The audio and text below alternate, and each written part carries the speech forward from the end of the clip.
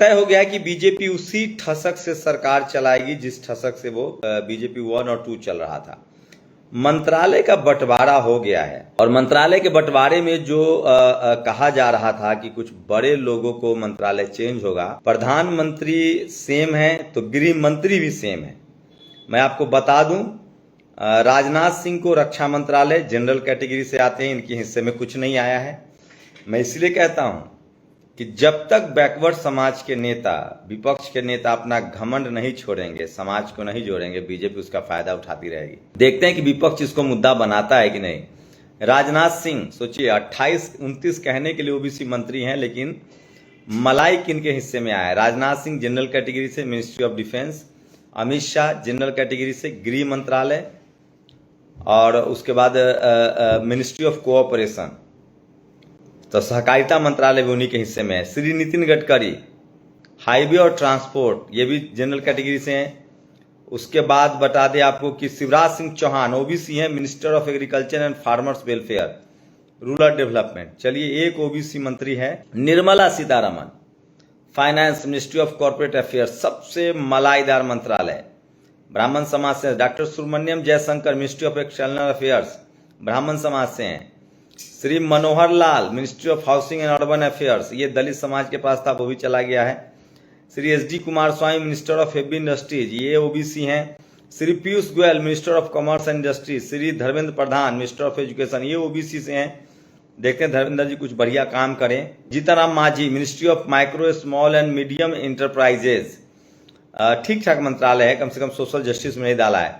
श्री राजीव रंजन सिंह उर्फ ललन सिंह, नीतीश कुमार के सवर्ण चेहरा हैं, भूमिहार समाज से आते हैं, ministry of Panchayati Raj and ministry of fisheries animal husbandry, तो बहुत कुछ नहीं। श्री सर्बानंद सोनेवाल ट्राइबल हैं ये, और ministry of ports Virendra Kumar, ministry of social justice, ये शेड्यूल कास्ट के हैं पिछले बार की तरह ही। Shri Kinjarappu Ram Mohan Naidu, ministry of civil aviation. Shri Pralhad Joshi, ministry of consumer affairs. Shri Jual Oram, ministry of tribal affairs. Shri Giriraj Singh, ministry of textile, ये भी जनरल कैटेगरी से। श्री अश्विनी वैष्णव, रेल मंत्री। Jyotiraditya Scindia, ministry of communication. Shri Bhupender Yadav, ministry of environment, पहले की तरह ही। Shri Gajendra Shekhawat, ministry of culture and ministry of tourism. Annapurna Devi, ministry of welfare and child. Shri Kiren Rijiju, parliamentary affairs है ये। Hardeep Puri, ministry of petroleum and natural gas, ये भी बड़ा। मनसुख मंडवाडिया, ये ओबीसी से, ministry of labour and employment. G Kishan Reddy, coal. Shri Chirag Paswan, food processing, जो रामविलास जी के पास था। तो ये सारी खबरें जो मैं आपको बता रहा था, और मुझे देखना था एमओएस को क्या मिला है। तो सोचिए, सारे बड़े मंत्रालय बीजेपी ने फिलहाल अपने पास रखे हैं। तो इस समय की सबसे बड़ी खबर है, निराशाजनक है, बीजेपी की मुश्किलें बढ़ सकती है। चंद्रबाबू नायडू अभी भी स्पीकर पद के लिए मान नहीं रहे, उनको स्पीकर का पद चाहिए। तो सरकार, देखिए अभी तो खेल शुरू हुआ है, पार्टी शुरू हुई है। कन्हैया कुमार का बड़ा बयान आया, उनका कहना है कि ईवीएम की वजह से चुनाव हार गया, मनोज तिवारी में इतना दम नहीं था जो मुझे हरा सके। तो ईवीएम को लेकर मामला जो है एक बार फिर से तंता दिख रहा है, लोग इस पर चर्चा कर रहे हैं, डिस्कस कर रहे हैं। देखते हैं क्या कैसे सरकार चलती है। लेकिन एक दुखद खबर है छत्तीसगढ़ से, जिस तरह से मणिपुर में हिंसा हुई थी। छत्तीसगढ़ में सतनामी समाज है, जो शेड्यूल कास्ट कम्युनिटी में आते हैं, शेड्यूल कास्ट कैटेगरी में आते हैं। मैं बार बार कह रहा हूँ, SC ST OBC जाति नहीं है, हमारी कम्युनिटी है ये। जिन लोगों ने हमें जातियों में बांटा था, उसको बाबा साहब ने हमें संवैधानिक नाम दिया। हमें 4000, 5000, 10,000 जातियों में बांटा गया था, तो हमें SC ST OBC संवैधानिक नाम है हमारा। सतनामी समाज छत्तीसगढ़ में, सतनामी मूल समाज में है। छत्तीसगढ़ में बड़ी आबादी सतनामी समाज की है। बीजेपी सरकार में सतनामी समाज के धार्मिक प्रतीक अमर गुफा में तोड़फोड़ की गई, जिसके विरोध में छत्तीसगढ़ के बालोद बाजार में आगजनी और हिंसा की खबरें आ रही है। समाज के युवाओं को उग्र बना दिया गया, कौन जिम्मेदार? मैं उनसे गुजारिश कर रहा हूं कि किसी भी तरह के अप्रिय घटना में शामिल न हो। मेरा बड़ा काम है छत्तीसगढ़ में सतनामी समाज पर, मैं वहां जाता रहा हूं, और मेरी आप लोगों से हाथ जोड़कर गुजारिश है, जो मानव एक समान, जो हमारे गुरुदेव ने कहा था, उनके विचारों को मानिए और हमें किसी भी तरह की हिंसा से दूर रहना है। डेमोक्रेटिक तरीके से अपनी आस्था, अपने सम्मान और सतनामी महाराज के बारे के सम्मान कीजिए। किसी भी तरह की हिंसा में शामिल ना हो। इन दो लोगों ने छोड़ा मोदी सरकार का परिवार, देखते जाइए अभी और छोड़ेंगे, रवि चंद्रशेखर और गौतम गंभीर। तो जो कहा जा रहा था कि बीजेपी दबाव में रहेगी, बीजेपी को मंत्रालय अच्छे देने पड़ेंगे, वो लगभग अब मामला साफ है और अमित शाह के पास फिर से गृह मंत्रालय चला गया है। ये सबसे बड़ी खबर है, जो इस समय की सबसे बड़ी खबर है जो मैं आपको बता रहा हूँ। गृह मंत्रालय को लेकर कहा था, और कई सारे दल हैं जो नाखुश तो हैं। आजसू जो झारखंड की पार्टी है, महतो जी नाखुश हैं, शिवसेना शिंदे गुट नाखुश है। उसके बाद अजित पवार ने उनको मना कर दिया कि हम मंत्रिमंडल में नहीं जाएंगे। तो देखते हैं कि क्या होता है। और इस समय की सबसे बड़ी खबर है कि अमित शाह को गृह मंत्री बनाया गया है, और ये सबसे बड़ी खबर है जो मैं आपको बता रहा हूं। तो क्या बीजेपी उसी तरह से सरकार चलाएगी जैसे चला रही थी, उसमें कुछ फेरबदल होगा?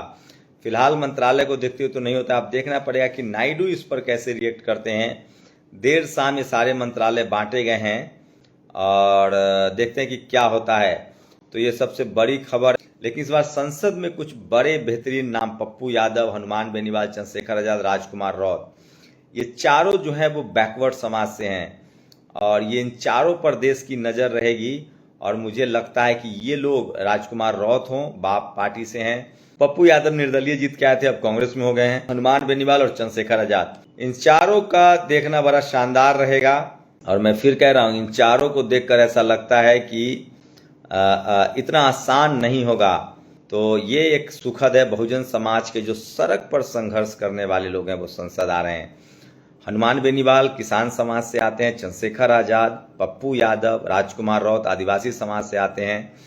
तो इन लोगों का संसद में पहुंचना ये साबित करता है। उसके बाद आपको बता दे तो लालजी वर्मा बहुत इनिशिएटिव है, और आपको बता दे कि समाजवादी पार्टी के लगभग 25 ऐसे सांसद चुनाव जीते हैं जो बहुजन विचारकी से इत्तेफाक रखते हैं, जो पीडीए के स्वरूप को बहुत जानते हैं और फूले पेरियार अंबेडकर की विचारधारा को भी वो मानने वाले लोग हैं। तो इस बार इस वजह से तो ये एक शानदार खबर है जो मैं आपको बताऊंगा। तो ये सब लोग जो हैं चुनाव जीत के आए, तो संसद में भी इतना आसान नहीं होगा। 230-40 के आसपास विपक्षी संसद हैं, तो शानदार रहेगा। लोकतंत्र की वापसी तो हो गई है, डर भी धीरे धीरे लोग का खत्म हो रहा है। और मैं फिर कह रहा हूं कि डेमोक्रेटिक तरीके से इस सरकार को चलना पड़ेगा और बात माननी पड़ेगी। लालजी वर्मा बहुत एग्रेसिव सांसद हैं और बीएसपी के पुराने नेता हैं, और लगभग 20 के करीब सांसद जो हैं जिनका बीएसपी से पहले संबंध रहा है, जिनकी पूरी नैरेसिंग सोशल मूवमेंट, बहुजन समाज के मूवमेंट के तौर पे हुई है।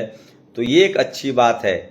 और मैं इसलिए कह रहा हूँ कि सोशल मीडिया ही सच्चा मीडिया। और राजकुमार रौत जो ट्राइबल मंत्री हैं, उनका एक भाषण जी गरासिया जो एक सांसद है राज्यसभा के, आपके दर्शक नेता हैं, बीजेपी के उपाध्यक्ष भी हैं, एसटी मोर्चा के अध्यक्ष भी हैं, उपाध्यक्ष राष्ट्रीय। तो वो कह रहे थे मेरे इंटरव्यू में कि बोले राजकुमार तो नाम ही, राजकुमार किसका नाम है, हिंदू नाम ही तो है, और फिर वो भगवान श्री राम को नहीं मानते। देखो, हिंदू धर्म की व्यवस्था अलग है, हर धर्म की अलग व्यवस्था है। मुझे नहीं लगता है कहाँ लिखा हुआ है राजकुमार हिंदू धर्म का नाम है, कहाँ लिखा हुआ है, किस ग्रंथ में लिखा हुआ है? नहीं, आदिवासी हिंदू व्यवस्था से बाहर है। हम लोग नहीं मानते हिंदू, ना हम ईसाई मानते हैं, हिंदू नहीं, बिल्कुल नहीं है हिंदू।